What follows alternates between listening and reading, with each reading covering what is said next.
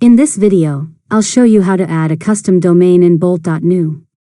First, open your web browser, go to the Bolt.new website, and sign into your account. Then open the project you want to publish and make sure it has already been deployed. Next, click the Deploy button and open your deployment settings. If Bolt.new supports custom domains for your deployment, look for the Custom Domain or Domains section. Now, click Add Custom Domain and enter the domain name you want to use, such as www.yourdomain.com, http://www.yourdomain.com. Bolt.new will display the DNS records you need to configure. After that, sign into your domain registrar and open your domain's DNS management or DNS settings page. Add the required DNS records exactly as provided by Bolt.new, then save your changes.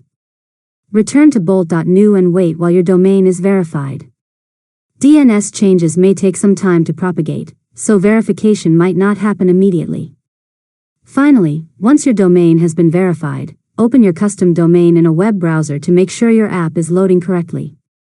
If HTTPS is available, Bolt.new will automatically configure SSL so your site is secure. And that's it.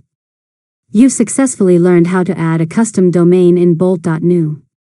If you found this tutorial helpful, make sure to subscribe to Learn ModeLab for more tutorials.